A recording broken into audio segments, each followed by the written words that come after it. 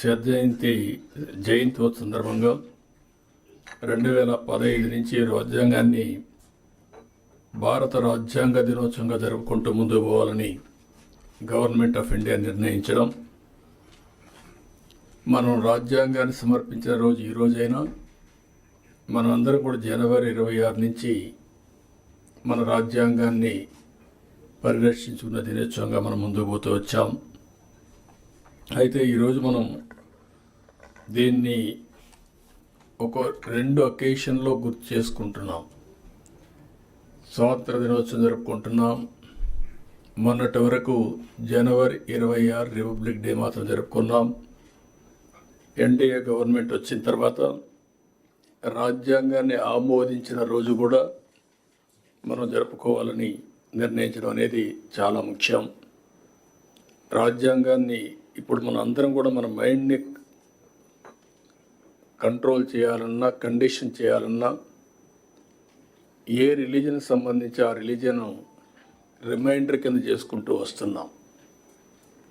హిందువులు చూస్తే దేవాలయాలు పోతారు, భగవద్గీతను ప్రాక్టీస్ చేస్తారు. క్రిస్టియన్స్ని చూస్తే చర్చిలకు పోతారు, అక్కడి నుంచి ఏదైతే బైబిల్ ఉందో బైబిల్ని చేస్తారు. ముస్లిమ్స్ని చూస్తే ఎక్కడ మసీదుకి వెళ్ళి ప్రతి వారం కూడా మసీదుకి వెళ్ళి అదే సమయంలో ఖురాన్ని ప్రాక్టీస్ చేస్తూ ఉంటారు. అలాంటిదాన్ని మనం కూడా ఆలోచించాల్సింది. భారత రాజ్యాంగం అన్ని మతాలకు, అన్ని ప్రాంతాలకు, అందరికి కూడా ఒక పవిత్రమైన గ్రంథం ఇది. ఆ స్ఫూర్తిని కూడా ఒకసారి గుర్తు చేసుకోవాల్సిన అవసరం ఉంది. ఆ రోజు బ్రిటిష్ పాలకులు వచ్చినప్పుడు భారతదేశంలో వ్యాపారం కోసం వచ్చి అక్కడి నుంచి దేశాన్ని మొత్తం హస్తగతం చేసుకుంటూ పరిపాలన వాళ్ళు సాగించారు. మనమందరం కూడా ఒక వినూత్నమైన భావంతో ఎప్పటికప్పుడు ఆలోచించడం కూడా మానేశాం. ఆ క్రమంలో మనం చూస్తే ఎన్నో అవమానాలు, మరెన్నో అరాచకాలు. అంతకు మించి మనం ఒకసారి చూస్తే మనం ఏది చేతగాని వాళ్ళనే ఇంప్రెషన్ కూడా ప్రపంచానికి ఇచ్చే పరిస్థితి వచ్చింది. ఈ ఆలోచన విధానాన్ని కూడా మీరు ఒకసారి ఆలోచిస్తే చాలా సంవత్సరాలు, డికేడ్స్ మనం సబార్డినేట్స్గానే ఆలోచించాం. ఎప్పుడైనా సరే ఒక్కొక్కసారి కొన్ని ప్రభావాలు ఎంత ప్రగాఢంగా పనిచేస్తాయంటే మనం వేరే దేశాలకు పోయి ఆ దేశాలతో ఉండే వాళ్ళతో సమానంగా మాట్లాడడం, మేము మీతో సమానంగా పోటీ పడగలుగుతామని చెప్పుకోలేని పరిస్థితి వచ్చే పరిస్థితికి వచ్చింది. అదే ఉద్దేశం ఆ రోజు కూడా మనం చూసినప్పుడు మీకు అసలు రాజ్యాంగం రాసుకోవడం చేతనవుతుందా అని అవహేళన చేసిన రోజు అది. అక్కడి నుంచి ఈ రాజ్యాంగాన్ని రాయడం కోసం మీరు ఒకసారి చూస్తే ప్రపంచంలో ఉండే అన్ని దేశాలని, ప్రజాస్వామ్య దేశాలన్నీ అధ్యయనం చేశారు. ఒక పక్క అమెరికా, ఒక పక్క Britain, Canada, Ireland, Germany, Australia, దక్షిణాఫ్రికా, ఫ్రాన్స్, రష్యా, జపాన్, ఇలా వివిధ ప్రపంచ దేశాలన్నీ స్టడీ చేసిన తర్వాత వాళ్ళ రాజ్యాంగంలో ఉండే బెస్ట్ ప్రాక్టీస్ అన్ని తీసుకొని అంబేద్కర్ గారికి ఉండే అనుభవంతో భారతదేశ కండిషన్స్ కూడా అధ్యయనం చేసుకొని ఒక దళిత కుటుంబంలో పుట్టినటువంటి అంబేద్కర్ గారు జీవితాంతం ఎన్నో అవమానాలు పాలయ్యారు. ఒక పక్క బానిసత్వం, ఇంకొక పక్క సమాజంలో కూడా అవహేళన, ఇవన్నిటి గురైన తర్వాత ఆయనలో ఉండే పరిపక్వత రాజ్యాంగంలో పూర్తిగా ఎక్కడికక్కడ కనపడే పరిస్థితి వచ్చింది. భవిష్యత్తులో వచ్చే సవాళ్ళను కూడా ఊహించుకొని రాజ్యాంగంలో సొల్యూషన్స్ ఇచ్చాడు. ఒక రోజు 2 రోజులు కాదు. ఇంత మునిపే మన మిత్రులు మాట్లాడినప్పుడు చాలా పెద్ద ఎత్తున ఎక్సర్సైజ్ చేయడం. దీనికి మీరు చూస్తే 299 మంది విశిష్ట వ్యక్తులు కలిసి సభగా ఏర్పడి ఒక్కటిగా రాసినటువంటి మహోన్నత గ్రంథం మన భారత రాజ్యాంగం. వివిధ ప్రాంతాల నుంచి ఉన్నారు.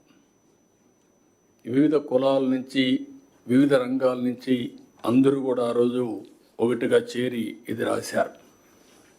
ఈ మన రాష్ట్రానికి వస్తే మనం గర్వించదగ్గ విషయాలు, జాతీయ జెండా రూపొందించిన తెలుగువారంతా గర్వించేలా వెంగళ వెంకయ్య గారు దానికి రూపకల్పన చేశారు. అదే మరిగా చాలామంది ప్రధాన పాత్ర కూడా పోషించారు. టంగుటూరి ప్రకాశం, నీలం సంజీవరెడ్డి, పట్టాభి సీతారామయ్య, దుర్గాబాయి దేశ్ముఖ్, వెంకట్రావు, కల్లూరు సుబ్బారావు, మోటూరు సత్యనారాయణ, ఎన్జి రంగా, సికే కేశవరావు, ఎం తిరుమలరావు, బొబ్బిరి రాజా రామకృష్ణరంగారావు, ఈ విధంగా ఒక 11 మంది ఆంధ్రప్రదేశ్ నుంచి కూడా రాజ్యాంగ సభలో సభ్యులుగా ఉండడం, ఈ రాజ్యాంగాన్ని రాసేదానికి దోహదం చేసే పరిస్థితికి వచ్చారు. అందుకే ఒక పక్క రాజ్యాంగానికి అధ్యక్షత వహించినటువంటి అంబేద్కర్తో పాటు దేశంలో ఉండే అందరిని ఒకసారి ఆలోచించుకున్నప్పుడు ఆంధ్రప్రదేశ్ ఈ గడ్డ మీద పుట్టిన వారిని కూడా మనం ఒకసారి తలుచుకొని నివాళులర్పించాల్సిన అవసరం ఉంది. ఈ సందర్భంగా ఇప్పుడే మన రాజ్యాంగం మీద కూడా ప్రమాణం చేస్తున్నాం. అందులో కంటెంట్ కూడా మనం చూస్తున్నాం. ఇందులో చాలా స్పష్టంగా సాంఘిక, ఆర్థిక, రాజకీయ న్యాయాన్ని ఆ రోజు కూడా ఇప్పుడు కూడా మనం మాటల్లో పెడుతున్నాం తప్ప అందరికీ సామాజిక న్యాయం చేయాలని, ఆర్థిక ఏ విధంగా ఆర్థికంగా ముందుకు తీసుకురావాలని, రాజకీయ ప్రాధాన్యత, సమతుల్యం పాటించాలి, అందరికీ న్యాయం జరగాలని చెప్పి చాలా స్పష్టంగా ఉంది.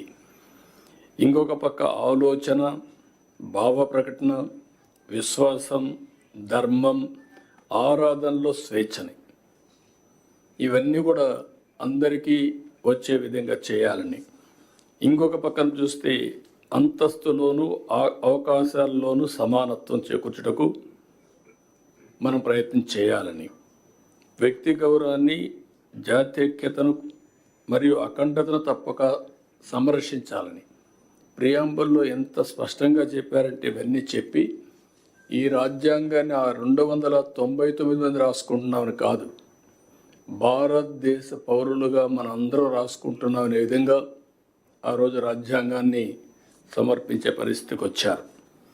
అందుకే అంబేద్కర్ గారు ఎన్నోసార్లు ఆ రోజు రాశాడు ఓపెన్గా కూడా, ఎంత మంచి రాజ్యాంగం ఉన్నా దాన్ని అమలు చేస్తున్న వారు మంచి కాకపోతే అది చెడుగా మారుతుంది. అలాగే ఎంత చెడు రాజ్యాంగం ఉన్నా దాన్ని అమలు చేస్తున్న వారు మంచివారు కాకపోతే అది మంచివారైతే అది మంచిగా మారుతుంది అని అంబేద్కర్ ఆ రోజు చెప్పాడు. అంటే వ్యక్తులను బట్టి రాజ్యాంగం. ఇప్పుడు మనం అందరం ఇక్కడ ఉన్నాం, ఆ రాజ్యాంగ ఫలితమే మనం ఇక్కడికి వచ్చాం. మీరు ఐఏఎస్ కావచ్చు, కొంతమంది రిజర్వేషన్లో కావచ్చు, మేము రాజ్యాంగంలో పొందుపరిచినటువంటి ఓటు హక్కు ద్వారా ఇక్కడికి వచ్చాం. వచ్చిన తర్వాత రాజ్యాంగాన్ని ఓసారి నెమరు వేసుకోవడం కూడా మర్చిపోతున్నాం. ఓసారి రాజ్యాంగాన్ని దుర్వినియోగం చేసే పరిస్థితి వస్తూ ఉంది. కానీ బ్యూటీ ఆఫ్ డెమోక్రసీ మనం ఒకసారి చూస్తే ఓట్ అనేది ఒక పవిత్రమైనటువంటి సైలెంట్ రెవల్యూషన్. ఆ రోజు అంబేద్కర్ గారు ఇచ్చిన ఓటు హక్కు మీరు చూస్తే కొన్ని దేశాల్లో కొన్ని సందర్భాల్లో అందరికీ ఓటు ఇవ్వలేదు. పేదవాళ్ళకు ఓటు కొన్ని దేశాల్లో పేదవాళ్లే కాకుండా కొన్ని వర్గాలకు కూడా ఓటు ఇవ్వని పరిస్థితి. కానీ భారతదేశంలో మొట్టమొదటి నుంచి డబ్బులుండేవాళ్ళు, డబ్బులు లేని వాళ్ళు, లేకపోతే బలహీనులు, బలవంతులు అందరికీ ఒకే ఓటు తప్ప రెండో ఓటు లేదు.